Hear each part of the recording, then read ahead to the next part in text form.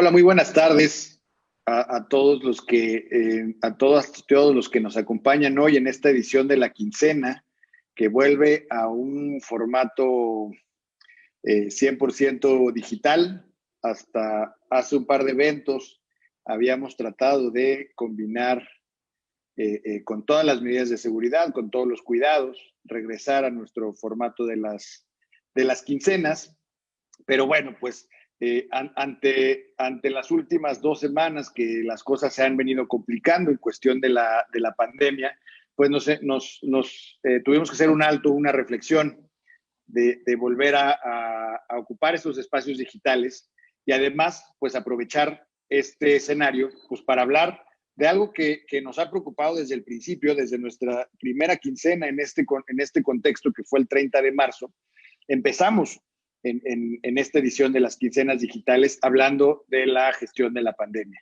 Ahí en ese evento nos hizo favor de acompañarnos nuestro presidente del Consejo Consultivo, pues aprovechar México, este escenario que hoy para hablar gustosamente lo tenemos por acá nuevamente para volver a tratar este tema del que pues otra vez nos tiene profundamente preocupados, nos tiene profundamente atentos ahí en cómo se ha desarrollado, sobre todo en estas últimas semanas, los repuntes, el aumento en las hospitalizaciones, pero además un tema del que no hemos dejado de platicar en estos espacios y es la propia gestión de la pandemia. ¿Qué es lo que está pasando desde la parte institucional para controlar o para mitigar los efectos de esta pandemia? Que hace un momento lo platicábamos antes de entrar a esta transmisión, pues que parece que cada vez estamos más confundidos. En lugar de tener claridad de hacia dónde vamos, en qué parte estamos, de cuál es el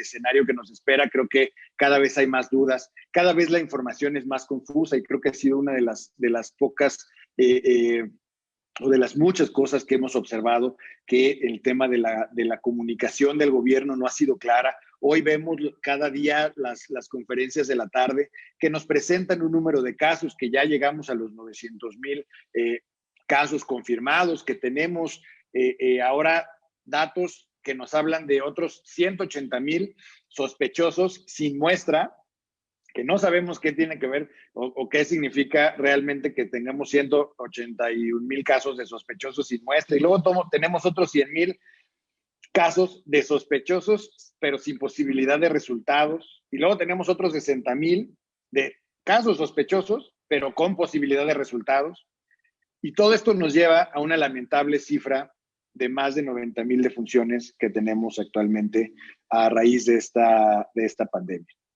Eso es un dato que tampoco lo tenemos certero. Hablamos de casi el doble de un exceso de mortalidad en este año, por lo que va de este año, y que tampoco tenemos ciencia cierta de qué estamos hablando en materia de funciones. Y hablando de la ciudad, pues también ha sido sumamente confuso el tratamiento que ha tenido la pandemia en la Ciudad de México. Con este semáforo naranja que cada vez va siendo menos naranja y de repente va siendo a naranja con la alerta, naranja con cuidado.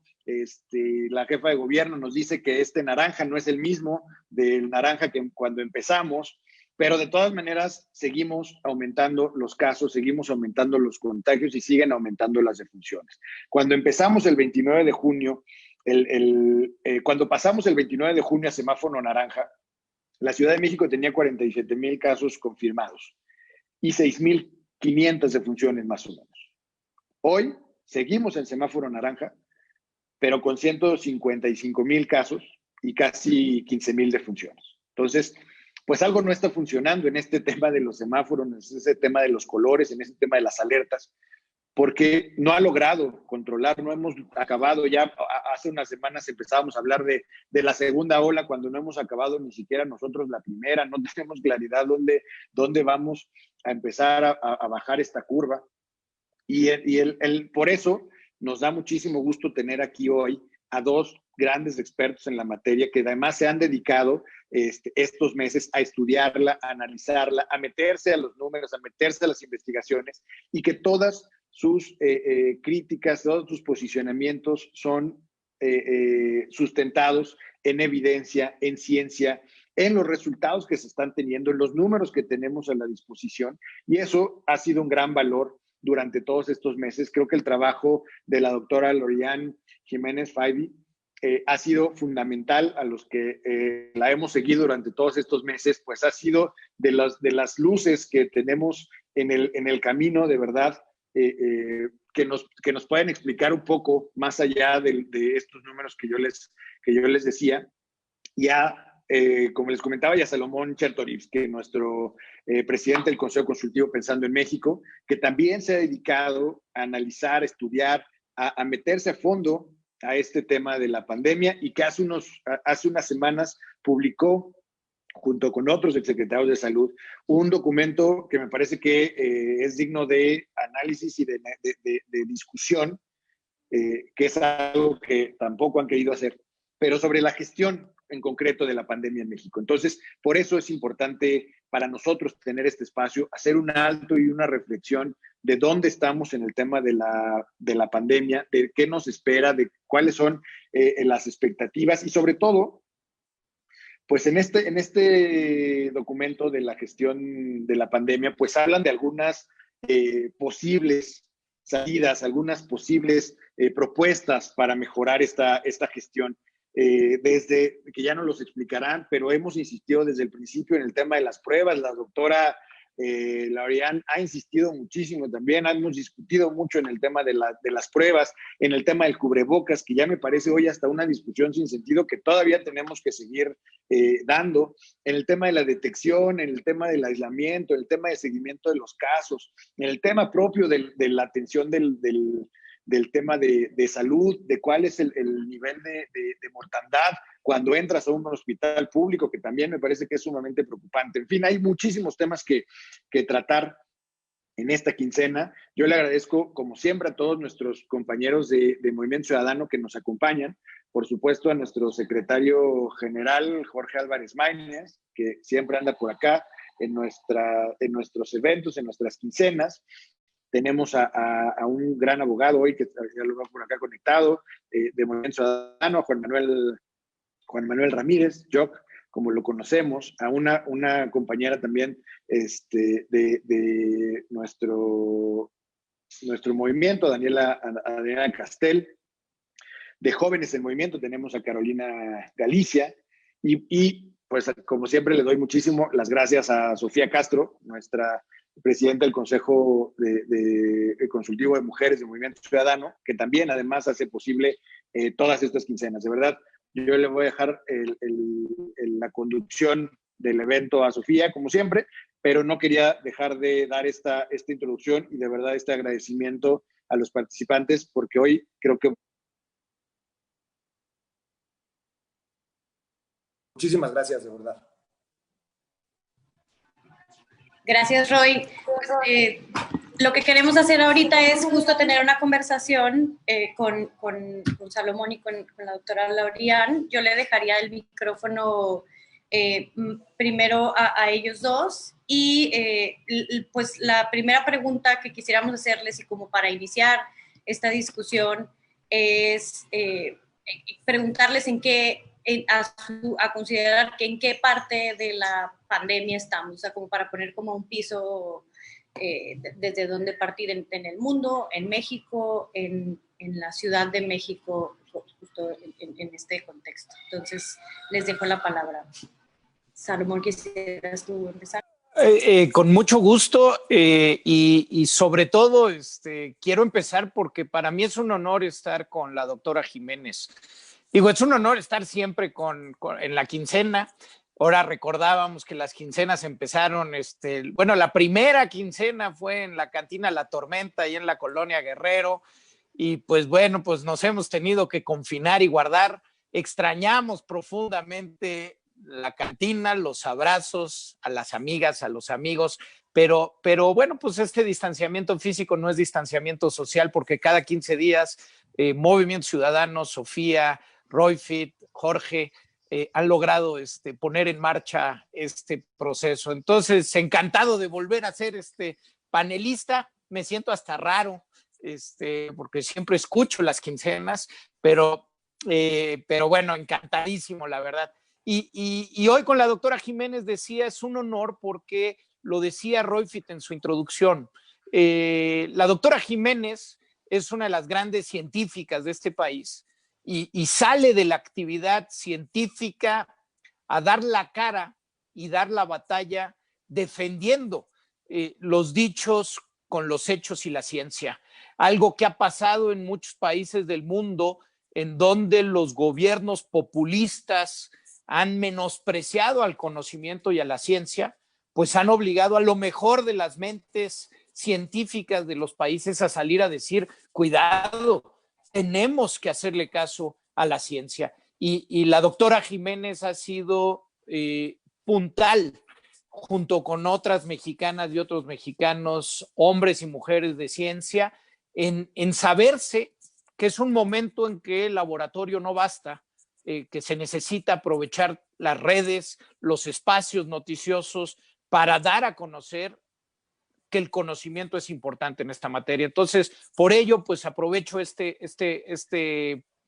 tomo la palabra primero, pero sobre todo para decir lo mucho que he admirado en estos meses, la valentía con que la doctora Jiménez ha dejado las aulas, el laboratorio, para dar la cara en cuando más necesitamos a nuestras científicas y a nuestros científicos y alzar la voz con inteligencia, insisto, sobre evidencia.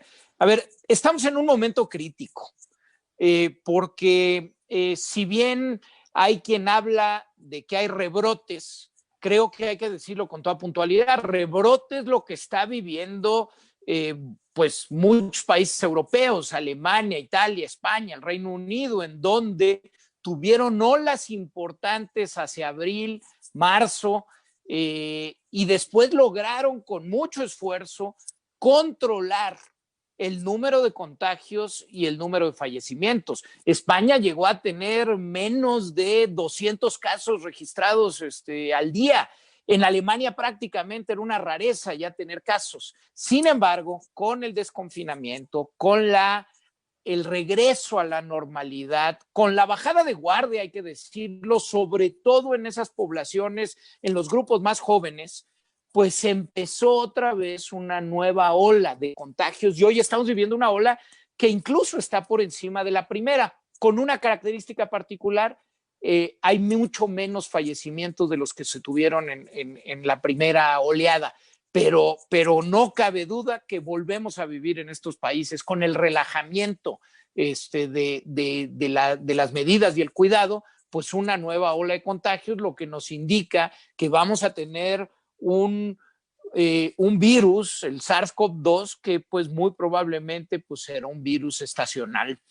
En el caso de México, también hay que decirlo con toda precisión, no es un rebrote. Lo que estamos viviendo en nuestro país es una muy probable aceleración de los casos, porque en México desde el 28 de febrero, que fue el primer contagio, nunca ha habido control sobre la pandemia. Nunca hemos tenido, aún con la falta de pruebas, nunca hemos tenido menos de 3,000 casos al día, nunca ha habido control y lo que hoy estamos viviendo es muy probablemente la aceleración importante de casos y la viviremos en las próximas semanas porque, insisto, las medidas de parte de la autoridad sanitaria, del gobierno y del gobierno de la ciudad, aunque han tenido pues quizá un mejor discurso y Claudia Sheinbaum sale con cubreboca, pero en la práctica la implementación de las medidas ha sido completamente deficiente y eso lamentablemente lo hemos pagado con la muerte de muchas mexicanas y mexicanos que no hubieran tenido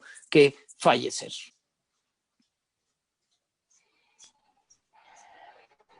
Sí, bueno, antes que nada, primero, gracias por la invitación. Dice Salomón que es un honor. Bueno, no, el honor es todo mío, desde luego.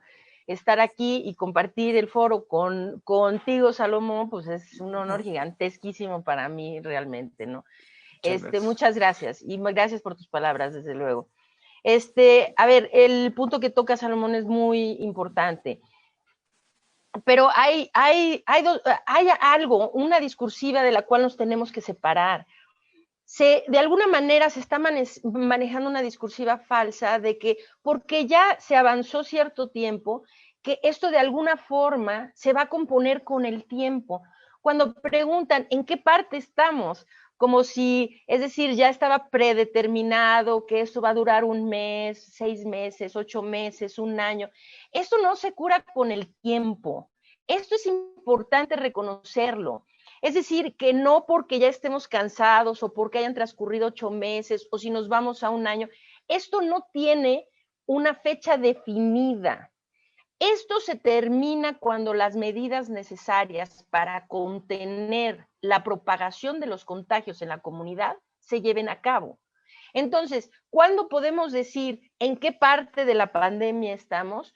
Pues podríamos decir eso si se estuvieran llevando a cabo las medidas adecuadas. Es decir, podríamos predecir, bueno, dado que ahora estamos conteniendo los contagios en estas y estas zonas y que el número de casos diarios disminuye, nuestra positividad disminuye, podríamos entonces visualizar esto más o menos pinta para que en las próximas 5 semanas o en los próximos 2 meses vamos a tener una situación bajo control.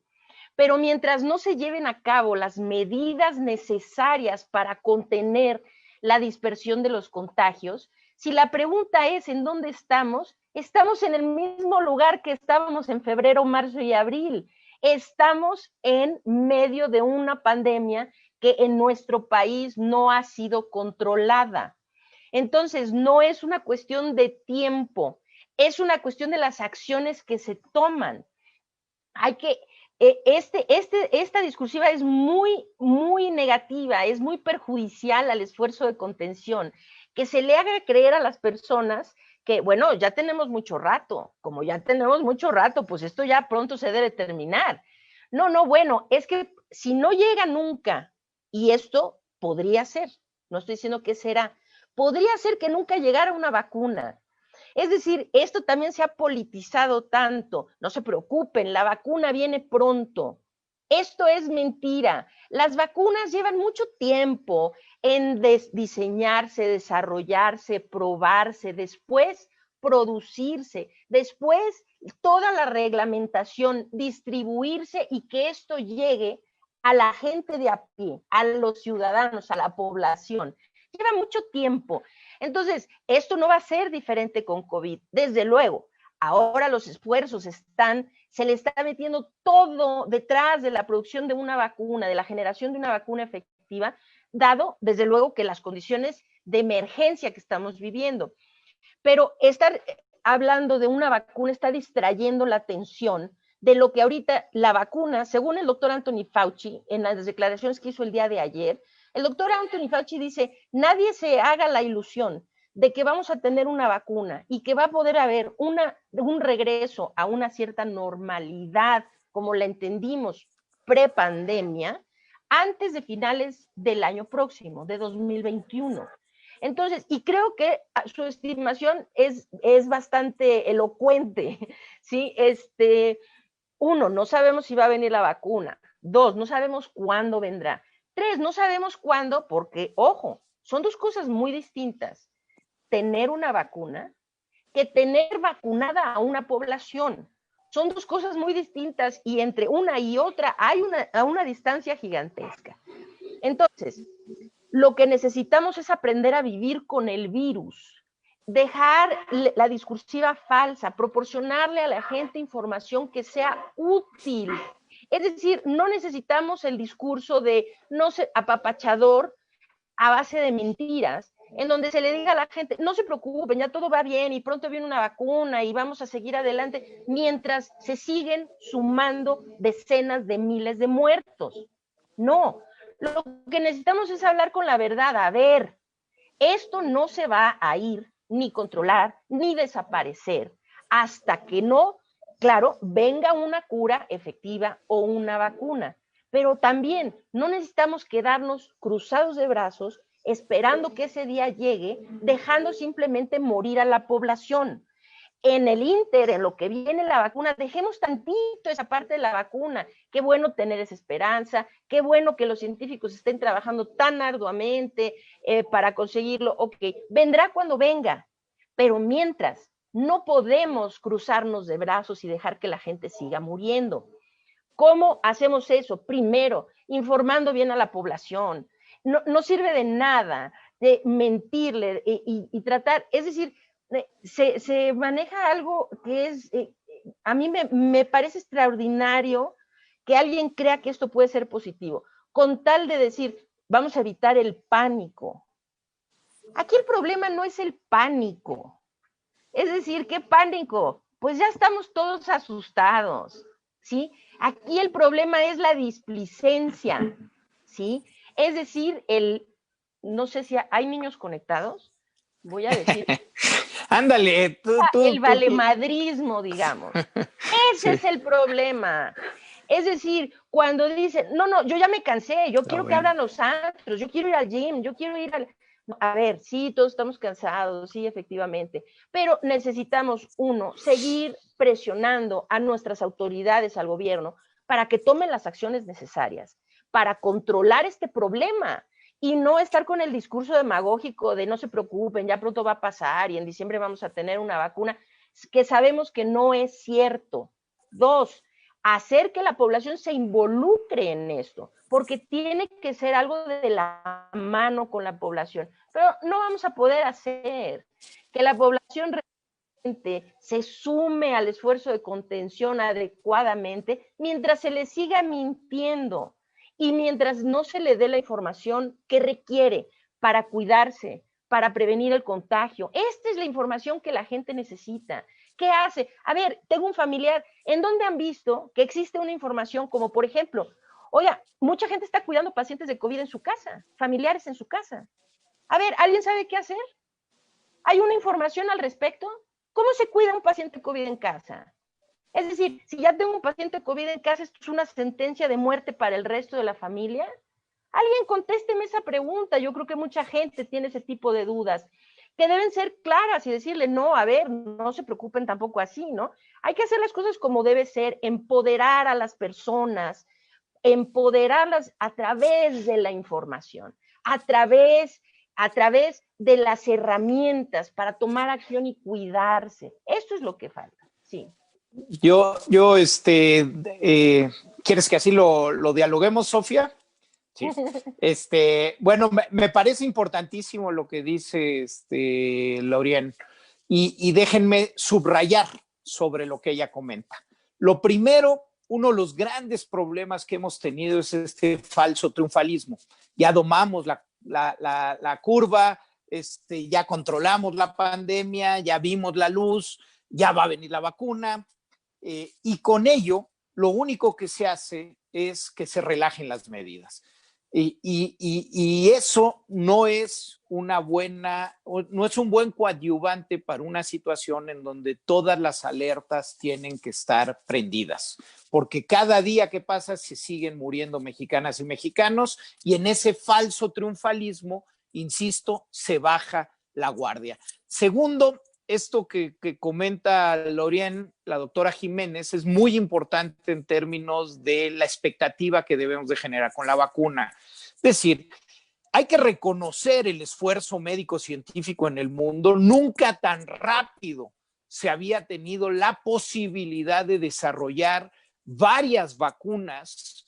Yo estimo que este esfuerzo dará frutos, es decir, muy probablemente a mediados del próximo año habrá una o varias vacunas que en principio estarían con seguridad y eficacia registradas y reguladas para poder iniciar, como dice la doctora Jiménez, la vacunación, que no es lo mismo tener vacuna que tener vacunación. Ojalá, yo creo que es un escenario factible el pensar que va a poder haber alguna o algunas vacunas. Pero sin embargo, también hay que decirlo, la vacuna no es, aunque se logre la vacunación, no es una bala de plata que va a venir a eliminar esta cosa de la superficie de la Tierra. Fíjense, hago un poquito de historia. La única vacuna probablemente que ha tenido esa capacidad de ser una bala de plata es la vacuna de la polio. La vacuna de la polio, a partir del 55, cuando tuvimos la inyectable de Jonas Salk, y después en el 60 que tuvimos la oral de Sabin, fue una bala de plata. Es decir, con una dosis de la vacuna contra la polio, se podía, si se vacunaba a una población en su conjunto, se lograba poder terminar en ese territorio con la enfermedad. En 1979 ya no hubo casos en los Estados Unidos de polio. En 1990 fue el último caso de polio en México, y en 1994 en toda América la polio ya no existía. Pero a diferencia de este ejemplo de la polio, en donde la vacuna sí resultó ser la bala de plata, en el caso de otros muchos padecimientos, pongo un solo ejemplo, la tuberculosis, que desde el 1921 tuvimos la famosa vacuna BCG, que a todos los que estamos aquí no las pusieron, que se la pusimos a nuestros niños. Esa vacuna tiene una eficacia del 50%. Es decir, a pesar de tener la vacuna, nunca se pudo dejar de trabajar en la clínica para poder atender a los enfermos de tuberculosis. Nunca se pudo bajar la guardia de las medidas de salud pública y de higiene, y al día de hoy sigue habiendo 10 millones de contagios en el mundo y 1,5 millones de fallecimientos por tuberculosis. Hay que entender que aún con vacuna, todas las demás medidas de acompañamiento, el cómo atender en el hospital este padecimiento y el cómo cuidarnos con las medidas de salud pública, la higiene, nuestra responsabilidad y lo que el gobierno tiene que hacer, que es lo que decía Laurien, va a ser fundamental y va a ser por un largo periodo de tiempo. No hay que caer en los falsos triunfalismos porque, insisto, bajamos la guardia.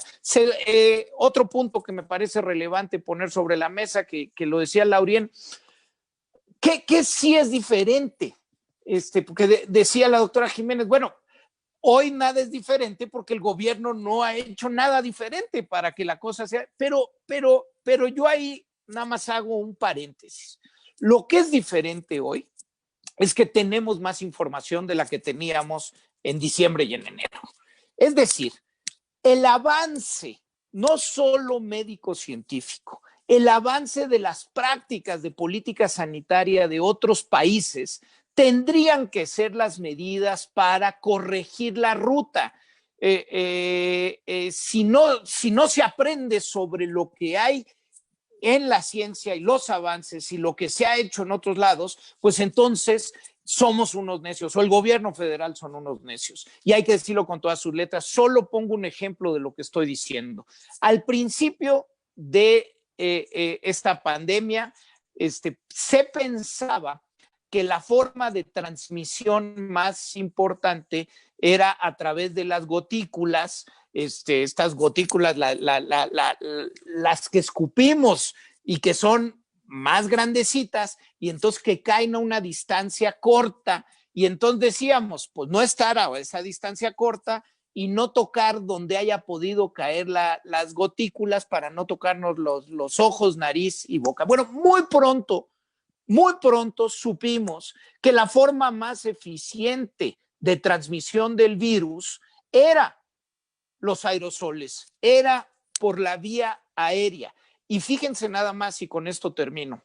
El 15 de mayo vino nuestro Nobel, que en paz descanse, Mario Molina, a decirnos, ya tenemos evidencia suficiente que la forma de transmisión más eficiente es aérea, es por aerosoles. Y dijo Mario Molina, y lo hago en su memoria y en su honor, él dijo el 15 de mayo, si ya sabemos esta información, también sabemos que la medida más eficiente para podernos proteger es el uso de la mascarilla. Lo dijo el 15 de mayo. Si el 15 de mayo el gobierno de nuestro país hubiera tomado en serio la recomendación de nuestro Nobel y la evidencia científica que ya había en ese momento, y hubiera mandatado el uso del cubreboca en todos los lugares públicos cerrados, al día de hoy se hubieran evitado, solo por el mandato del uso del cubreboca en lugares públicos cerrados, entre 30 y 38,000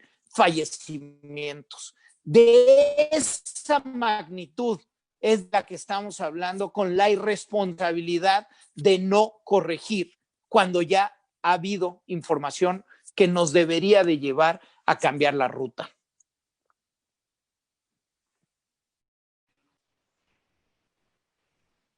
Tenía el micrófono apagado.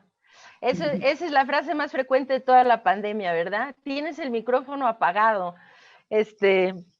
Muy bien. Estoy completamente de acuerdo con Salomón. Es decir, hace muy distinto en este momento la información de la que carecíamos al principio de la pandemia. Ahora también hay que saber lo siguiente, no se carecía por completo de información. Cuando aquí en México todavía el subsecretario de Salud estaba diciendo solamente necesitan cubreboca los que tienen síntomas, porque los asintomáticos no contagian. Él estuvo diciendo esto con falsedad desde el inicio de la pandemia, cuando había un cúmulo de evidencias científicas que lo contradecían.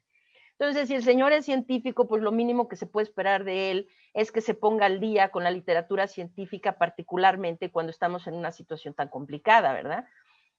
Entonces, ¿cuál es la intención de esto? No lo sé. Cada uno hemos especulado por qué ha hecho eso o por qué hizo aquello, ¿no? Pero finalmente, pues son especulaciones porque necesitaríamos estar en su cabeza para saber la razón. Lo que sí sabemos son sus acciones. Y la acción esta de dar una falsa, es decir, sí había cierta información de la que se pudo haber hecho uso. Es decir, nosotros en México realmente tuvimos un privilegio gigantesco. Yo recuerdo, tomaba capturas de pantalla del sitio de Johns Hopkins, ¿no? De viendo los mapas, híjole, en China y ahora los de Taiwán, y qué barbaridad, cómo va en Japón, y híjole, Irán está de la patada, pero luego se fue a Europa. Y cuando fue la catástrofe en Europa, pues la verdad es que de ver lo que ocurrió en Italia pensé, no, ya nada va a ser peor que esto es lo más horrible que pasó, nada va a ser peor que esto. Eso quedó ya tan atrás. Es decir, cuando eso estaba pasando en Europa, más o menos, se estaban reportando alrededor de 100 y 150,000 casos a nivel mundial al día. Nada más para que la gente entienda algo. Ayer fue el día a nivel mundial en el que se reportaron más contagios de COVID. Estamos a punto de tocar los 600,000 contagios diarios. Es decir, esta pandemia está más activa que nunca. No ha habido un control así, ¿no? Entonces, eso que pasó en Italia, pasó así. Pero a ver, yo veía esos mapas y decía, ay, qué fortuna tenemos, caramba, aquí en América no hay nada. De repente empezaron los norteamericanos a tener algunos contagios. La verdad, yo pensé, como muchos pensamos, bueno, no, en Estados Unidos esto lo van a aplacar inmediatamente. Allá tienen los recursos, tienen el know-how, tienen o sea, allá lo van a aplacar inmediatamente. Desgraciadamente, ellos coinciden con nosotros y con los brasileños en el tipo de gobierno que tienen, ¿no? Estos gobernantes con esta discursiva populista, ¿verdad? Se ha evidenciado qué tan nocivo es esto sobre todo en un momento de emergencia como el que se vive, ¿no? El señor Donald Trump teniendo todo ahí, la gente haciéndolo, los grandes científicos, los laboratorios, todas las farmacéuticas, es decir, lo tienen todo. Pudieron haberlo hecho y sin embargo no lo hicieron. Y ahora es uno de los peores países de todo el mundo, ¿no? Sigue siendo uno de los peores. Entonces, empiezo a ver que todo se expande en Estados Unidos. Ahora, tuvimos un privilegio gigantesco y desperdiciamos esa oportunidad divina, que fue tiempo. Tuvimos tiempo y tuvimos la posibilidad de aprender de otros países. Vimos países que lo estaban haciendo muy mal, como los europeos. Vimos países como los europeos, como los norteamericanos, pero también vimos países que lo hacían muy bien. Vimos qué pasó en Corea del Sur, ¿no? En Corea del Sur empezaron muy bajito, con un solo paciente se les fue de control, ¿no? El paciente este número 31, ¿no? El famosísimo, un caso de estudio muy, muy interesante, donde una sola persona fue responsable de infección de miles de personas más, ¿no? Esa sola persona desató el primer brote grande en Corea del Sur. Pero ahora la forma como ellos abordaron el problema, la forma de tener aislamiento selectivo de personas, de hacer pruebas y no concentrarse solo en los casos sintomáticos, sino en hacer pruebas suficientemente amplias para detectar a los asintomáticos, a sabiendas de que son los que dispersan más el contagio, hacer estrategias muy claras que les ha permitido hasta la fecha mantener sus índices de letalidad muy bajos, que es aislamiento selectivo de pacientes, es decir, una estrategia realmente pensada de aislamiento, en donde se les permite dos cosas, que este es el truco finalmente. Uno, cortar las cadenas de transmisión. Usted aíslese, no importa, si usted es asintomático y todo, necesita aislarse. ¿Por qué? Para que usted deje de contagiar a otros. Pero esto ha permitido salvarles, a ellos les ha permitido salvar muchas vidas, porque además de cortar las cadenas de transmisión, tienen, como vamos a decir, cautiva a la población infectada, de tal manera que es muy fácil ahí vigilarlos y en caso de que alguien se empiece a complicar, detectar los signos muy tempranos de la complicación y empezarlos a tratar temprano. Esta es la clave, esa es la clave. Pero ya pudimos aprender de eso y aprender esto que hicieron acá en Europa de tener tanta renuencia a vigilar su migración, a cerrar fronteras, a ver el tránsito interno, que no aprendimos en Italia. Pues el éxodo del norte de Italia hacia el resto del país fue lo que hizo que se diseminara por todos lados. Lo pudieron haber mantenido solo en el norte, si hubieran vigilado el tránsito interno en el país, ¿no? Y acá permitimos que el doctor López-Gatell, por ejemplo, se sentara en muchas conferencias de prensa y nos dijera, no existe evidencia científica alguna que diga que los controles de migración y de tránsito sirvan de algo para contener un problema epidemiológico. Lo repitió y le permitimos que lo hiciera sin levantar voces que dijeran, a ver, ¿de qué está usted hablando? ¿Si es usted epidemiólogo o no? Porque entonces, si usted habla de eso, quiere decir que está usted yendo en contra de la base de los cercos sanitarios epidemiológicos, o sea, es decir, que están basados precisamente en eso, ¿no? En el control de la movilidad para evitar esparcir, o sea, diseminar más una infección. Entonces, bueno, no aprendimos de eso, no aprendimos, y lo triste es lo siguiente, que algunos países, voy a poner un ejemplo muy claro, el Reino Unido. Reino Unido es un país que inició el proceso de la pandemia muy mal, pero terriblemente mal. Es decir, Reino Unido se resistía a tener que invertir en ampliar la capacidad de pruebas en su país. Esto sí, parece ser costoso, pero pronto uno se da cuenta que es mucho más costoso no hacerlo, porque cada vez que hay que cerrar actividades económicas en un país, cada vez y que los muertos se van sumando, esto termina siendo increíblemente más costoso que simplemente invertir en lo que se tiene que hacer y hacerlo bien. Entonces, Reino Unido se tardó, todavía por ahí circulaba el rumor de que andaban pensando que sería más económico y expedito irse por la inmunidad de rebaño, qué sé yo, circuló por ahí. Algunos reportes les dijeron, no, eso no, por ahí no, porque sí se nos van a morir demasiados y eso pues ningún científico, médico, ni político podría soportar eso, ¿no? La carga, la consecuencia de eso, ¿no? Entonces, Reino Unido, para ser muy claros, ellos en 6 u 8 semanas le dieron una vuelta, un giro, ¿sí? De 180 grados a su problema. Dijeron, ahora sí, ampliaron la capacidad de pruebas, empezaron a hacer rastreo de contactos, empezaron a cortar cadenas de transmisión y de repente fue el país que mejor controlaba la pandemia en Europa. Esto lo señalo porque es evidencia de lo siguiente, no importa qué tan avanzado esté el problema, desde luego, hubiera sido muy barato para México hacerlo desde el principio, en lugar de pensar que se iban a ahorrar unos centavos, pues ahora, pues sí, son inversiones multimillonarias, ¿no? Para poderlo hacer, la logística es mucho más complicada, pero ¿se puede? Pues sí se puede, porque ¿cuál es la alternativa? ¿Quedarnos cruzados de brazos y ver que 500,000 de mexicanos se mueran de aquí a marzo?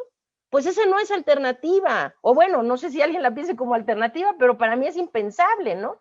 Entonces, vamos a decir, ¿se puede hacer? Sí. Ahora es más complicado, sí, pero hay muchas cosas que se pueden hacer para disminuir la pérdida de vidas. La situación que es lamentable en nuestro país es que no se aprendió al principio, pero no se aprendió en medio y seguimos sin aprenderlo.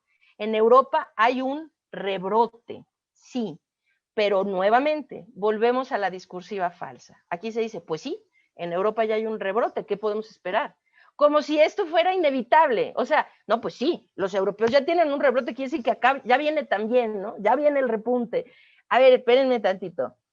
No, todos los brotes, rebrotes, repuntes y lo que ustedes quieran, y curvas como la de México, que es la interminable curva a todo lo que da, ¿no? O sea, perpetua hasta en el punto alto por siempre, ¿no? Que es la que nosotros tenemos. Ok. Nada de esto era inevitable. Nada de esto es inevitable. En Europa hay un rebrote porque los gobiernos relajaron las medidas, porque la gente, la población, relajó las medidas. Es decir, no se dio simplemente porque, bueno, ya era un momento de un rebrote. No, o sea, se está dando porque la gente empieza a hacer malas cosas y entonces vienen los rebrotes. Aquí se da un repunte, sí, no porque, bueno, pues claro, los europeos, no, es porque hacemos malas cosas, por eso. Y muestra de esto son países como Taiwán. Vamos a decir, Taiwán pues no sabe de rebrotes, repuntes ni nada. De hecho, pues no tuvieron ni siquiera una primera ola como tal, así franca. Han tenido 7 fallecimientos por COVID. Es un país que básicamente pues están ya de vuelta en la normalidad, ¿no? Y siguen controlando el problema muy bien y así seguirán. ¿Por qué? Pues porque toman las medidas correctas. Todo esto era evitable, es decir, se pudo hacer bien y lamentablemente las decisiones que se tomaron en nuestro país no fueron conducentes a eso. Entonces, pues sí, eso es triste que estemos en esa situación, pero no hay que cruzarnos de brazos y decir, pues ya ni modo. Podemos hacer todos, desde alzar la voz hasta tomar acciones. El grano de arena es el individuo. Como usted ya contribuye mucho si sale de su casa con un cubrebocas. Esa ya es su contribución. Si no da para más, eso ya es una grandísima contribución. El cubrebocas, no salga con el cubrebocas aquí, acá. Salga con el cubrebocas bien puesto, así, desde el puente de la nariz hasta el mentón. Eso ayuda. Ese es el grano de arena que todo mundo puede poner. Eviten aglomeraciones, espacios sin ventilación. Eso es lo que la gente puede hacer. Y algunos de nosotros que, bueno, de repente nos escuchan más o podemos estar en medios de comunicación o qué sé yo, pues seguir alzando la voz y presionar al gobierno para que lo haga. Porque esto no se va a acabar. Es decir, tenemos que aprender a convivir con este virus, con esta enfermedad, ¿sí? De tal forma que la gente ya no se muera o se mueran muy pocos y disminuyan los contagios. Y la única manera es que finalmente se tomen las medidas que se necesitan tomar para contener los contagios en la comunidad.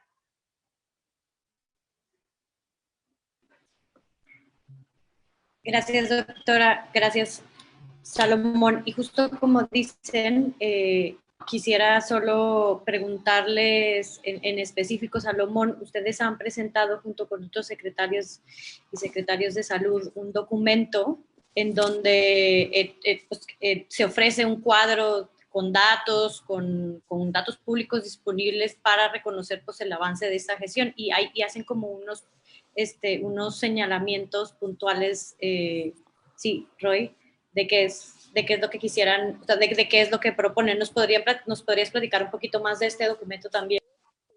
Sí, gracias, Sofía, y seré muy breve para podernos ir a preguntas y respuestas y a comentarios de las compañeras y compañeros. El documento que presentamos una exsecretaria y 5 exsecretarios, entre ellos otro de nuestros grandes hombres que también falleció en estos días, el maestro Guillermo Soberón, y su último trabajo, su última batalla fue este documento.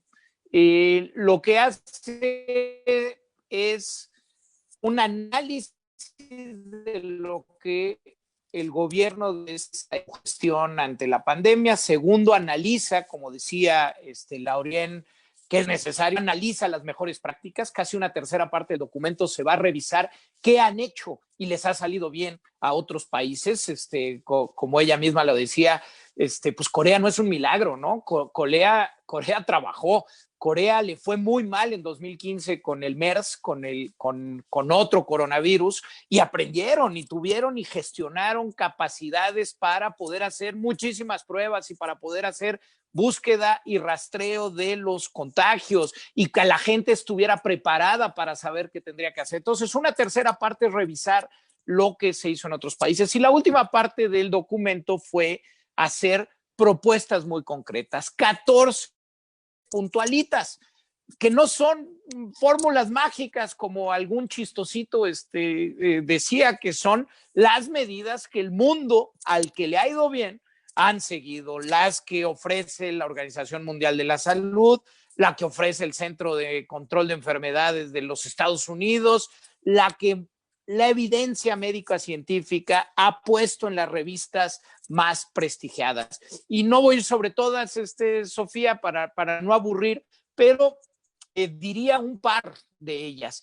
La primera, y con esa empezamos, es: esto va a ser largo y hay que hacer pedagogía social explicando que esto va a ser largo para no bajar la guardia y para que todos sepamos que podemos convivir con el virus y que va a ser necesario convivir porque va a durar varios años y así hay que entenderlo. Segundo, necesitamos más datos y para tener más datos necesitamos hacer muchísimas más pruebas. México no hace pruebas suficientes, no tenemos información y no podemos, con el número de pruebas que estamos haciendo en nuestro país, hacer búsqueda intencionada para poder hacer epidemiología de precisión, para poder cortar, como decía la doctora Jiménez, las cadenas de transmisión comunitaria. Recomendamos también que tiene que cambiar inmediatamente esta farsa de quédate en casa a menos que no puedas respirar. Lo decía de alguna manera también la doctora Jiménez. Recomendamos profundamente que hay que orientar a la población en cuanto hay síntomas, cómo desde casa se puede dar seguimiento puntual a esos síntomas y saber con oportunidad en qué momento se debe de acudir a un hospital para tener la mejor oportunidad de recibir un tratamiento que permita que salir de esta, librarla con éxito. Hemos recomendado también cosas tan sencillas como hacer una encuesta nacional o con representatividad nacional serológica, es decir, de anticuerpos, para tener una mejor idea qué porcentaje de las mexicanas y los mexicanos ya convivió con el virus y saber dónde está espacialmente esos contagios y esas personas que ya se contagiaron, tener más información. Hemos recomendado también que es necesario que la clínica que se ha aprendido, porque tenemos grandes centros de atención en nuestro país, el Instituto Nacional de Nutrición o el Instituto Nacional de Enfermedades Respiratorias, han logrado en estos meses verdaderamente mejorar la práctica clínica y mejorar inmensamente las posibilidades de un paciente que llega. Pero esas prácticas tienen que ser trasladadas a las demás instituciones y a los demás hospitales del país. Lo que vemos en la tasa de letalidad del Instituto Mexicano del Seguro Social es verdaderamente para darnos topes. Es decir, cuando vemos que no ha logrado en todos estos meses mejorar de manera sustantiva la letalidad, pues quiere decir que algo está fallando en la práctica clínica y en el manejo de los pacientes. Necesitamos aprender sobre ello. Y termino con esto, Sofía.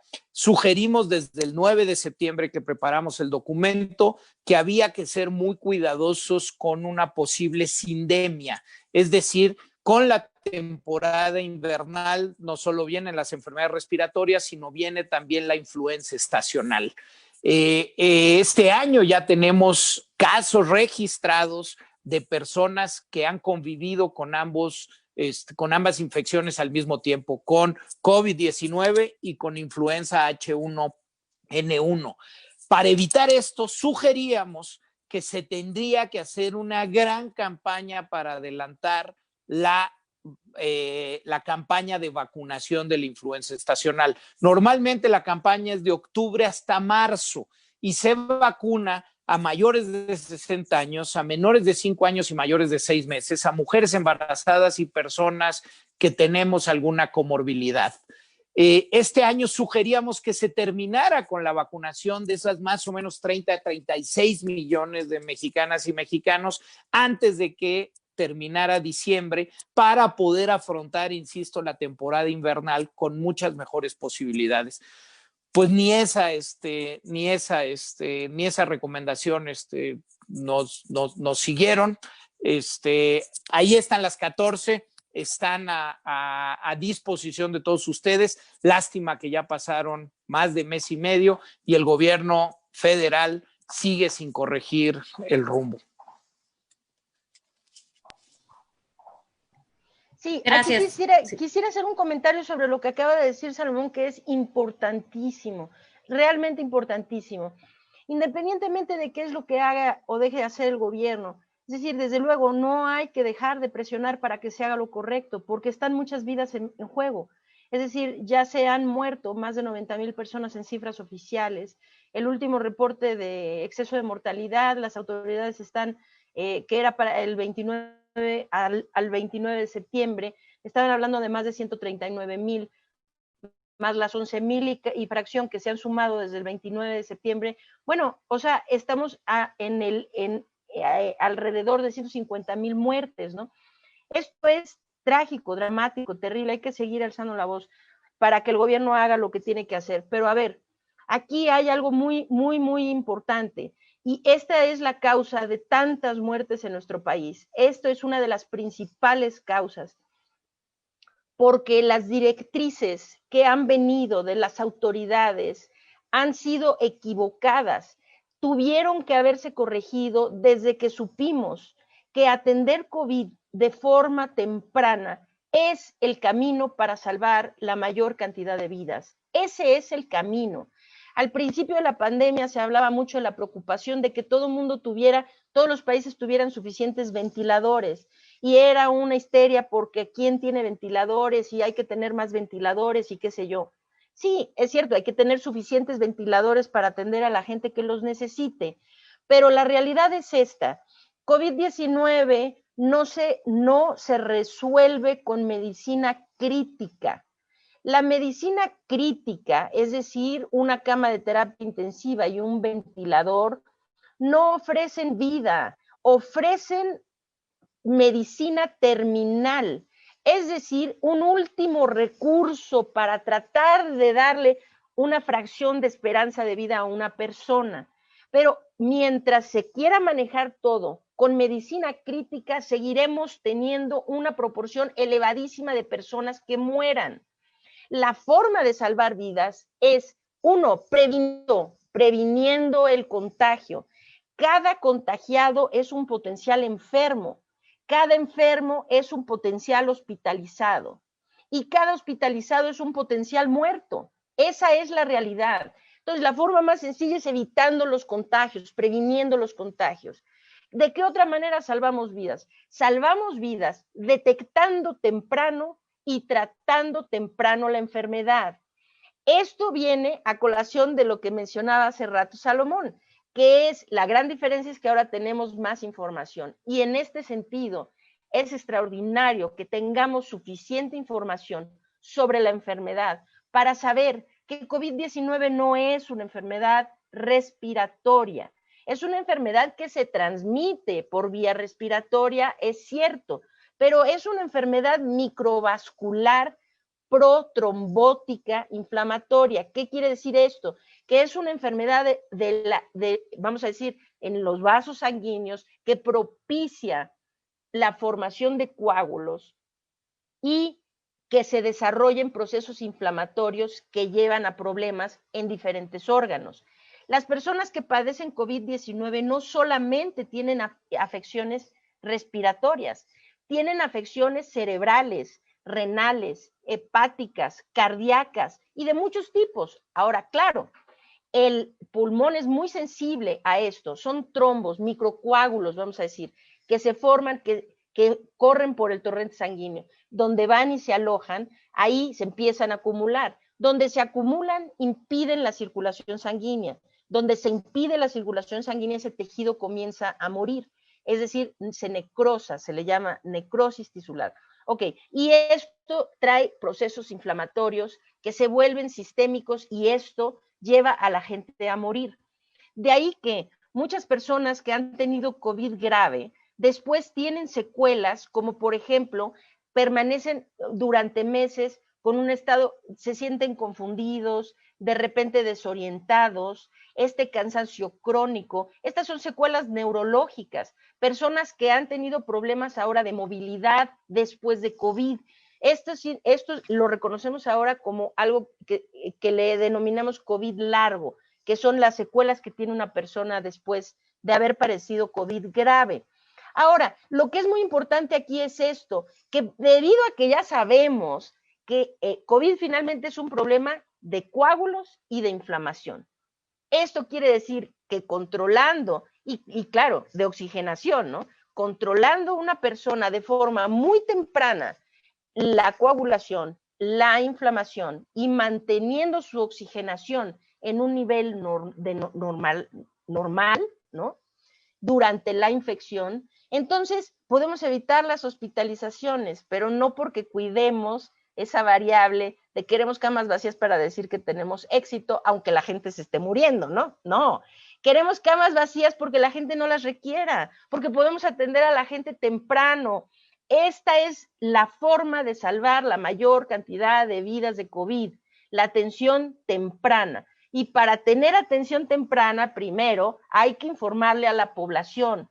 Oigan, ¿por qué necesitan un oxímetro en casa? Necesitan un oxímetro en casa porque ustedes pueden empezar a tener bajas de oxígeno en su sangre sin darse cuenta. Es decir, que no tienen fiebre, no tienen tos, no tienen dolor de cabeza, no tienen los síntomas típicos de COVID. Pero si ustedes se toman la oxigenación, pueden empezar a detectar que su oxigenación va disminuyendo, aunque no tengan síntomas. ¿Por qué ocurre esto? Porque esos coágulos ya fueron a afectar alguna parte del pulmón. El pulmón empieza a tener una afección que conduce a la disminución de la oxigenación de la sangre en una persona. Si lo detectamos pronto, entonces no dejemos que la persona ya sature 70, ¿no? Porque aquí en los hospitales llega una persona saturando 85, 83 y le dice, no, usted todavía no está muy grave, váyase a casa, ya regrese cuando esté usted peor. La realidad de esa directriz es que esa directriz está llevando a morir a la gente, porque esa persona se regresa a su casa con 83 de saturación, hoy no se siente muy mal, porque eso pasa con COVID. Es un fenómeno que se conoce como hipoxia feliz o hipoxia silenciosa. La gente no se siente demasiado mal, pero empieza a tener bajas de oxigenación. Esto refleja que hay un daño, que está ocurriendo un deterioro pulmonar. Ahora, lo detectamos si se detecta cuando ese deterioro pulmonar es del 2% del pulmón, del 5% del pulmón, ¿qué tal que lo detenemos? Hay que detener ese daño, que no se haga mayor. Pero si le decimos a la persona, no, pues usted apenas está saturando 90, eso no es grave. No, ¿cómo que no es grave? Ese es el momento para agarrarse a esa persona para poderle salvar la vida y evitarle el hospital, evitarle la muerte. Y ojo, puede no morirse, pero evitarle esas secuelas que le pueden quedar de por vida, cambiando para siempre su estilo de vida. Es decir, este problema del COVID largo es un problema que vamos a tener que abordar y se va a volver una situación de crisis, no solo de salud, económica y social. ¿Qué pasa con estas personas que ahora van a cargar con secuelas debilitantes, incapacitantes en muchos casos, que podrían durar meses, años o quizá de por vida? Entonces, ¿cómo evitamos esto? Evitamos esto y salvamos vidas. Y claro, no estoy diciendo que ya el gobierno haga lo que quiere y que no controle los contagios y demás, porque tarde o temprano se desborda, haga uno lo que haga, se tienen que controlar los contagios. Pero una medida de salvar muchas vidas es informando bien a la población. ¿Por qué es importante que usted se tome su oximetría? ¿Por qué es importante que se esté vigilando? No es que uno se vuelva paranoico, es que uno tenga que volverse conscientes de que estamos en medio de la peor crisis sanitaria que la humanidad ha vivido en el último siglo. Y dadas esas condiciones, yo ya me cansé, porque a ver, sí es verdad, esto va a pasar, porque bueno, dicen por ahí, ¿verdad? No hay mal que dure 100 años, y seguramente es cierto, podrá durar algunos, pero no 100, ¿eh? O sea, tarde o temprano va a pasar, pero aquí lo que es importante es Oye, esto. Laurian, y vendrá otro. Y vendrá otro. Sí, exactamente. Hay que aprender, hay que saber cómo controlarlo. Y a ver, lo que voy es esto, lo importante es lo siguiente, va a pasar, tarde o temprano, va a pasar. Ok, pero cuando estemos del otro lado, lo que va a importar es esto. Oiga, que su mamá siga aquí, sus hijos, su esposo, su vecino, su mejor amigo. Que esa gente no haya muerto, ¿ven? Porque cuando estemos del otro lado, lo que va a importar es que nuestros seres queridos sigan aquí vivos. Va a importar que nosotros sigamos aquí para ver el resto de la historia, ¿me explico? Entonces, yo ya me cansé, no es de que usted se canse. Hacer vigilancias de oximetría, de temperatura, de frecuencia cardíaca en casa, ayuda a detectar signos tempranos de COVID, incluso la gente sin saber que está infectada, que no se ha hecho una prueba, que no tiene otros síntomas, para decirle, ahora es tiempo de buscar ayuda. Ahora que es muy temprano, en este momento, cualquier persona que tiene un catarro, una gripe, un escurrimiento nasal y esto, no existe ahorita decir, no, pues traigo un catarrito. Es decir, ahorita cualquier gripita, catarrito y lo que sea, la gente tiene que asumir que es COVID. Darlo por hecho hasta que no compruebe lo contrario, hasta que no se demuestre lo contrario. Es COVID. ¿Por qué? Porque de esa manera, pues, ¿cómo podemos saber si es COVID o no? Hay que asumir que es COVID para tomar las medidas necesarias y entonces atender a esa persona como debe ser para salvarle la vida. Entonces, estas son cosas que se pueden hacer, pero ya. Es decir, me preguntaron sobre la iniciativa de Salvemos Conciencia. En Salvemos Conciencia, eso es lo que queremos hacer justamente. Somos una organización de la sociedad civil, para la sociedad civil, completamente altruista. Funcionamos a base de donativos, voluntarios, etcétera. ¿Qué es lo que queremos hacer? A través de una plataforma de atención temprana a distancia, tener médicos, tenemos un protocolo médico estandarizado, padrísimo, que hemos hecho en conjunto con el Consejo Médico de Salvemos Conciencia, el doctor Francisco Espinosa Rosales, que dirige la Coordinación Médica de Salvemos Conciencia. En el Consejo Médico tenemos al doctor Francisco Moreno, al doctor Alejandro Macías, y próximamente espero convencer al doctor Javier Tello que nos acompañe también por ahí. Bueno, tenemos este protocolo. El doctor Enrique Martín del Campo, que está en Jalapa, que fue su idea de idear un protocolo médico de atención temprana escalonada, es decir, que depende de los síntomas del paciente, del riesgo. Esto lo hicimos multidisciplinario junto con el doctor Arturo Erdely, que diseñó con unos algoritmos que me quito el sombrero muy sofisticados, muy a todo dar, una calculadora de riesgo de los mexicanos. Es decir, que no se toman datos de los europeos o de lo que está publicado, con base en los datos de la Secretaría de Salud de los mexicanos. Calculamos el riesgo endógeno, intrínseco de cada persona, de cada paciente que podemos tratar, de hospitalización, no de muerte, porque estamos hablando de atención temprana, ¿no? Aquí nuestro indicador de que no funcionó es irse al hospital, ¿no? Ahí es donde fallamos. O bueno, donde no se pudo ayudarle más, ¿no? Entonces, se calcula el riesgo de una persona a ser hospitalizada y a eso se le agrega al algoritmo factores que tienen que ver con la sintomatología COVID. Esto sienta al paciente en un estrato, vamos a decir, de un escalón de tratamiento dentro de los tratamientos que tenemos. En fin, a lo que voy es esto, que dar atención entonces temprana, esto es lo que pretendemos hacer, y nosotros, de sumarse más personas o de poder nosotros, que se sumen suficientes médicos voluntarios a la plataforma y que tengamos los recursos económicos suficientes para hacerlo a muy gran escala, podríamos estar ayudando a cerrar ese hueco que hay, que es, la gente se le dice, usted todavía no está muy mal, váyase a su casa. Se va a su casa. Ese día venía saturando 88. Al 2 días después, ahora sí viene morado, ¿no? O sea, ya, ahora sí ya no respira, ahora sí ya viene muy mal, ya entra al hospital, sí, pero entonces entra al hospital, a terapia intensiva, al ventilador y a morirse 3 días después. En el Seguro Social, 8 de cada 10 personas, más de 8 de cada 10 personas que van al ventilador se mueren. Es decir, la posibilidad de vida es nada, ¿sí? O sea, es bajísima, vaya. Pero ¿qué podemos hacer? Evitar que esa persona requiera el ventilador. Esto es lo que salva vidas. Y esto, quiero terminar nada más diciendo algo. Cuando la gente dice, a ver, ¿qué es lo que está pasando?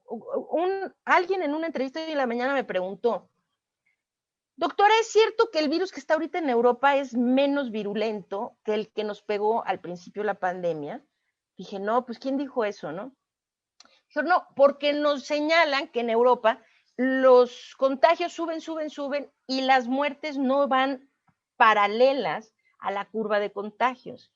Sí, es verdad, pero esto no tiene que ver con la virulencia del virus. El virus es el mismo virus, ha mutado muchas veces desde que salió de China en diciembre del año pasado, ¿no? O sea, pero ninguna de estas mutaciones, hasta donde sabemos, le ha conferido características distintas al virus, ni de contagiosidad, ni de virulencia, etcétera. ¿Por qué antes la curva de contagios y de muertes iba prácticamente paralela? Se parecían muchísimo, iban casi iguales, ¿no? O sea, y ahora no. Los contagios suben y las muertes como que van así y tienen un patrón completamente distinto. La razón es esto, porque muchos países ya encontraron la clave para salvar vidas. Y la clave para salvar vidas es la atención temprana de COVID. Esa es la clave. Entonces, entre más pronto en México entendamos eso, necesitamos campañas de información para la población, cómo me cuido, cómo detecto temprano, qué hago si detecto algo temprano. Es decir, empoderar a las personas, a nuestros conciudadanos, a los demás mexicanos, empoderarlos de decir, gracias a este pequeño oxímetro, ¿verdad? Gracias a este pequeño oxímetro, yo no es que esté uno paranoico, al contrario, yo ya sé, yo estoy bien, perfecto. Entonces ya no tiene usted que estar angustiado, tiene que seguirse cuidando, eso es otra cosa. Tiene que seguirse cuidando, seguirse vigilando. Pero también ese pequeño aparatito me puede decir, algo no cuadra, algo no va bien. Y entonces contactarnos cuando nuestra plataforma ya esté funcionando y con mucho gusto ahí le damos atención temprana, o muchos médicos que se van a empezar a sumar en otras plataformas, en otros sistemas, qué sé yo, busquen atención temprana. Esa es la clave. Entonces, bueno, pues eso es lo más importante es una cosa, salvar vidas. Después de todo, pues ese es el objetivo, salvar vidas. ¿Y cómo lo hacemos? Pues así. Esa es la forma que ahorita sabemos. Nada está labrado en piedra porque todos los días aprendemos algo sobre esta enfermedad, sobre este virus. Todos los días estamos aprendiendo algo. Entonces vendrá otra cosa, espero que sea más efectivo, entonces cambiaremos de estrategia. Mientras esto es lo que se puede hacer, pues hagámoslo, ¿verdad? Y yo solo haría un agregado.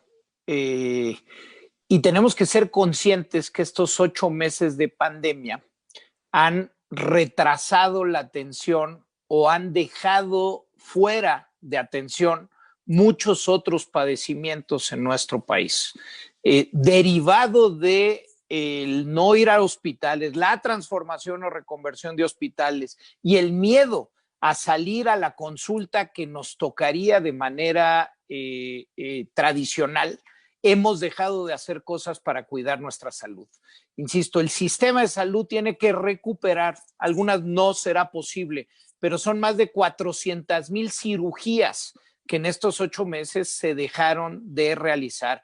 Muchos pacientes con enfermedades crónicas no han podido ir a la continuidad del cuidado de su padecimiento. Muchísimos niños que nacieron en estos días, sus padres, por no ir al hospital para vacunarlos, han dejado su cuadro completo de vacunación. Necesitamos, y solo insisto como corolario a lo que decía la doctora Jiménez, para salvar vidas, también nos tenemos que preocupar de todo aquello que no es COVID, porque no podemos dejarlo a un lado y parece que a las autoridades federales se les olvidó digo, están haciendo muy mal COVID y además se les olvidó que hay que atender la salud de las mexicanas y los mexicanos en otros aspectos.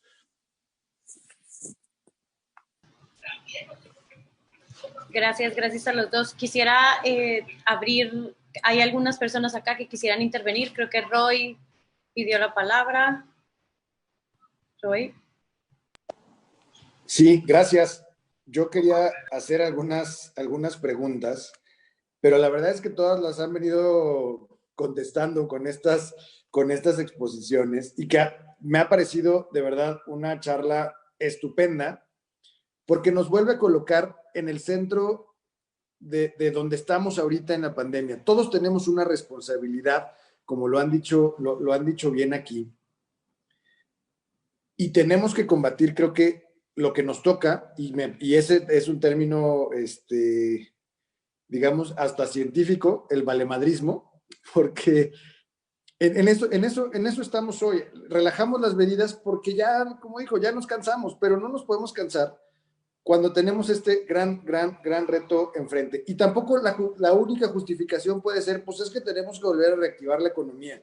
Claro, hay muchos factores que tenemos que cuidar. Aquí hemos hablado en estas quincenas de todos los efectos colaterales que se han venido sufriendo a partir de las pandemias, desde el tema económico, de los locales, de los pequeños empresarios, del empleo, de la cultura, pero pues tenemos que ir encontrando una fórmula pues para ir garantizando lo primordial, que es la salud y la vida. Creo que eso hoy nos tiene que tener en el centro de la discusión, pero además creo que todos estas pláticas, esta información, esto que hoy nos vienen a explicar, lo deberíamos de tener desde el principio, deberíamos de tener ya un curso de inducción para entender el COVID, para entender cómo enfrentarlo, porque yo aquí sí traía muchas de estas cosas que han venido explicándonos, desde el tema de por qué nos estamos contagiando más, desde el tema de por qué se mueren menos, desde el tema de que no necesariamente tiene que ser ya una sentencia de muerte o de una enfermedad de gravedad, si nos cuidamos adecuadamente. Por eso el tema de la iniciativa de Salvemos Conciencia y sobre todo este manual de automonitoreo que tienen ahora en casa para vigilarte en casa, me parece que son herramientas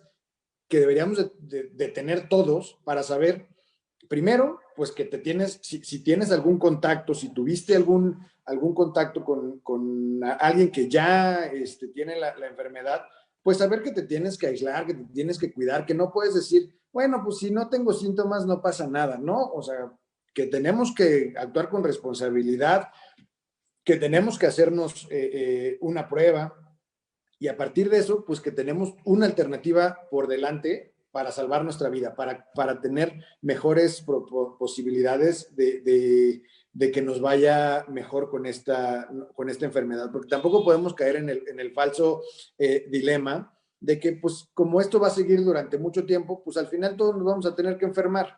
Creo que eso también tenemos que irlo combatiendo, porque hasta se ha venido popularizando el tema, pues alguna vez nos vamos a tener que enfermar. Entonces, hoy en la mañana veía las notas de nuestro subsecretario lamentable de salud, que decía, bueno, pues se va a durar 1 o 2 años todavía, ¿no? Entonces, pues la verdad es que las expectativas no son claras de lo que nos espera, de dónde estamos, y esta plática ha sido sumamente reveladora, y creo que es el objetivo que queremos, ir aclarando dudas, ir poniéndonos en este centro nuevamente de la discusión, quitarnos esa angustia, porque finalmente, pues sí, todos vivimos con miedo, pero si nos cuidamos, si tenemos medidas, si somos responsables, pues podemos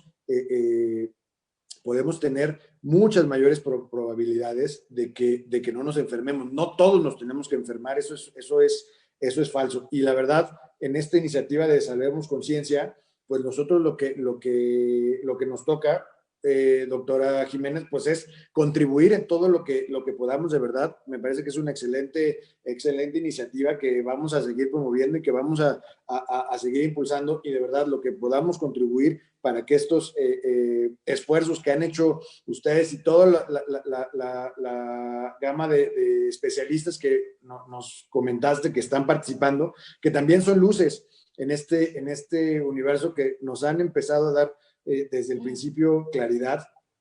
Creo que nos va a servir muchísimo a todos seguir contribuyendo en este tipo de ejercicios. De verdad, muchísimas gracias a los dos, y yo daría paso a más preguntas. Muchísimas gracias, Roy. Quisiera, primero una disculpa, ha estado súper interesante y creo que lo principal era escucharles, Salomón, doctora Laurian Jiménez.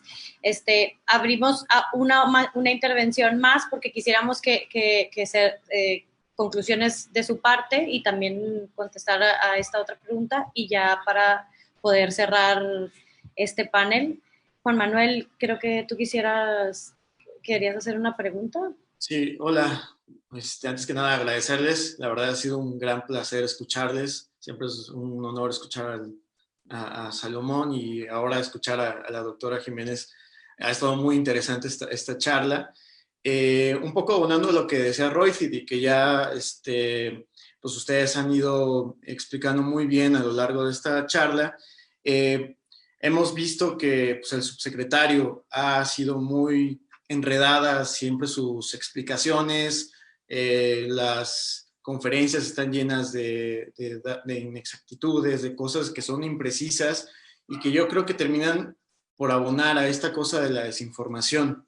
Creo que esto es lo que ha hecho falta para que la gente pues tome conciencia de lo que está sucediendo en nuestro país y pues hagamos un tipo de contención de los contagios. Yo nada más quería preguntarles de manera muy rápida, ¿cuáles serían algunas ideas, unas ideas como sencillas, precisas, muy puntuales, que pudiéramos compartir con la gente sobre cómo evitar los contagios? Un par de 5 ideas que dijeran, bueno, si las personas hacen esto y lo comunicamos, como con esta iniciativa de Salvemos Conciencia, podríamos empezar a contener, porque yo creo que eso va a ser el tema aquí. Frente a la mala estrategia o inefectiva estrategia que ha estado implementando el gobierno federal, yo creo que lo que queda desde la sociedad civil, como ya se ha empezado a hacer, es comunicar como la otra estrategia, que parte mucho desde la comunicación, para contener los contagios. Entonces yo sí quería como preguntarles cuáles serían los 5 o 10 puntos que ustedes creen indispensables para que podamos comunicarlos a la gente y pues detengamos un poco el tema de los contagios. Muchas gracias. Gracias. Si quieren nos vamos con ustedes. Doctora Salomón. Ok. Bueno, empiezo. ¿Qué tal? 5 o 10, yo doy 5 y Salomón da otros 5. ¿Qué tal? Sí, hay cosas muy puntuales, desde luego. Lo que se puede hacer es esto. Uno, la gente necesita tener información. Entre más, es decir, a mí me frustra mucho que desde el gobierno se tienen unos micrófonos tan grandes, tan amplios, y no se dé la información. ¿Por qué no informar a la población sobre la detección temprana de la enfermedad, cómo se cuida un paciente en casa, qué hago si empiezo a tener síntomas? Esto para mí es muy lamentable que se tenga la forma de hacerlo y no se haga, ¿no? Entonces, pues dar mucha información, eso es. ¿Qué puede hacer la gente? Mucha información verídica y mucha información responsable. Y claro, información útil. Información que a la gente le sirva en su día a día para ayudar, para prevenir contagio y para actuar adecuadamente si es que llegan a contagiarse. Entonces, esto nos está faltando mucho. Mi recomendación a las personas, vamos a decir, la principal es esto: no subestimen el COVID-19, no subestimen este virus, no subestimen esta enfermedad. Esta enfermedad ha llevado ya a más de una centena de miles de personas en nuestro país a morir, más de 150,000 personas a morir. Entonces, Esperemos, nadie quiere que uno de esos números sea un familiar o que sean ustedes mismos quienes están escuchando, ¿no? Entonces, ¿cómo hacemos esto? Uno, vigilarse. Esta es la acción principal. Vigilen los síntomas de COVID, no subestimen al virus. Cualquier catarro, cualquier gripe, cualquier síntoma parecido a un resfriado, asuman que es COVID y actúen en consecuencia. ¿Qué necesitan hacer si tienen algo así? Monitoreen sus signos de oximetría. Un oxímetro, hoy por hoy, habían subido muchísimo de precio los oxímetros al principio de la pandemia, una cuestión medio abusiva ahí, ¿no? Porque estaban en demanda. Ahora otra vez los precios han llegado a un oxímetro puede rondar entre los 250 y los 500 pesos, más o menos. Requieren uno solo para toda su familia. Entonces, entiendo que puede ser un gasto un poco complicado para algunas familias, pero hay que encontrar la forma de tener un oxímetro para todos. Entonces, vigilen sus oximetrías en la página de Salvemos Conciencia, que es salvemosconciencia.org. Hay un apartado donde se les dice cómo autovigilarse en casa. De hecho, pusimos ahí un formulario en donde la gente lo puede descargar para llevar ahí sus mediciones o imprimirlo si las quieren llevar a mano, para facilitarles. No es necesario que lo hagan, pueden llevarlo en cualquier cuaderno, qué sé yo, llevar sus registros. El chiste es llevar los registros, saber interpretar esos números, cuándo buscar ayuda temprana. Esto es lo más importante para mí. Es la situación de detectar temprano, actuar temprano y responsabilizarse, ¿sí? Por su propia salud. Entonces, podemos criticar mucho, claro, soy una voz muy crítica de la forma como la pandemia se ha manejado en el país, sin duda, pero también nosotros, como individuos, tenemos una parte de responsabilidad muy grande. Y esto no podemos evadirla si el gobierno hace bien las cosas o las hace mal. De cualquier manera, tenemos que tener esa responsabilidad y llevarlo a cabo. Entonces, por mi parte, yo creo que si puedo dejar un mensaje, porque estoy segura que Salomón nos puede hablar mucho sobre la prevención del contagio, pero por mi parte, el mensaje que quiero dejar, no subestimen la enfermedad, hagan todo lo posible por detectarla y tratarla de forma muy temprana. Estén conscientes que cuando ustedes ya se sienten muy mal de COVID-19, es decir, ahora sí ya les falta la respiración, tienen los labios morados, se sienten de esa manera, el daño a sus pulmones es demasiado extenso, hay poco que se puede hacer, ¿sí? Entonces no dejen que la enfermedad llegue a ese punto. Prevengan las complicaciones de COVID-19 atendiendo. Muy buenas noches, amigos de Estadística Política. Temprano. Muy bien, pues fantástico. Entonces de ahí retomo ya el punto fundamental de chequémonos nosotros y acudamos a tiempo a la unidad médica si es necesario. Lo dice muy bien la doctora Jiménez. Digo 4 cosas muy breves. La primera, hagamos conciencia de que esto va a ser largo. No aflojemos. Sabemos que hay una fatiga de la pandemia, han sido muchos meses y han sido complicados, pero hay que decirlo con todas sus letras. Esto sigue aquí, esto sigue siendo mortal y va a durar muchos meses. Hay que hacer conciencia. Segundo, el uso de la mascarilla. Vaya, no podemos cansarnos de repetir lo importante que es usarla, que usarla bien. Y una pieza importante, fíjense, un grupo de médicos catalanes en el Instituto Carlos III hicieron una encuesta, pero es bien interesante. ¿Por qué si los españoles tienen una tasa de utilización de cubreboca, de mascarilla tan alto, pues dónde estaban los contagios? Y hay unos datos bien interesantes. 94% de las y los españoles encuestados utilizaban la mascarilla en los lugares públicos cerrados, bancos, supermercados, etcétera. 71% de las y los españoles lo utilizan en la vía pública incluso. pero solo el 8% de las y los españoles utilizaban la mascarilla en sus círculos sociales y familiares cercanos. Es decir, bajas la guardia con quienes crees que te puedes sentir más, porque los conoces, te puedes sentir más en confianza.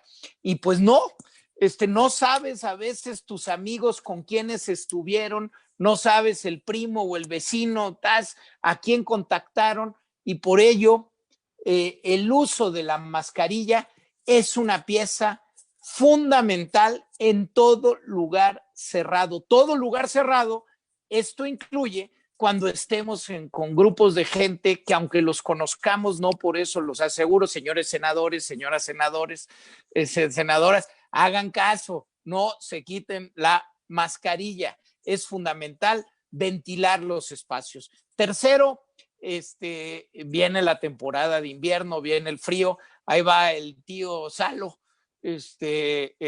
Digo, no te va a evitar el COVID ponerte suéter, pero si nos cuidamos en la temporada invernal con lo que siempre nos dijeron nuestras abuelas, podemos evitar el que junto con el COVID se nos sumen los padecimientos que en época de frío acompañan la temporada invernal. Entonces, pues cuidémonos con lo que ya sabemos que tenemos que hacer en temporada de invierno. Y cuarto, y con esto termino y a manera de conclusión, necesitamos hablarnos y necesitamos expresar lo que hemos sentido y escuchar a nuestros seres queridos, a nuestros amigos, a nuestras amigas, lo que han sentido, porque ha sido una temporada fuerte. El confinamiento, el miedo a enfermarte, la pérdida de algún ser querido o alguien conocido, la pérdida de ingresos. 6 de cada 10 mexicanos han perdido ingresos. La angustia de que si los hijos, las hijas están aprendiendo o no en la escuela, la angustia que genera el tener que encontrar espacios adecuados para poder seguir estando pues de manera amable en casa, ha generado muchas angustias, y una de las mayores cosas que se pueden hacer para entendernos es hablarnos, porque todos hemos vivido muchas de las cosas de manera similar, y el hablarnos nos acompaña, el hablarnos nos recuerda que no estamos solos y que esto, pues en efecto, va a pasar, y va a pasar mejor si lo entendemos mejor, y va a pasar mejor si lo hablamos, lo reflexionamos y nos acompañamos entre todas y todos. Así que, pues que haya mucha salud, pongámonos el cubreboca, y si hay síntomas, a meterse a la página de la doctora Jiménez y sus colegas para poder estar prevenidos de cuándo tenemos que acudir al médico y hacerlo con oportunidad. Muchas gracias nuevamente a Movimiento Ciudadano, a La Quincena, por esta invitación. Es siempre un enorme placer. Bonito fin de semana a todas y a todos. Muchísimas gracias, Salomón. Muchísimas gracias, doctora Laurian, por estar acá. Quisiéramos ver si está por acá Jorge,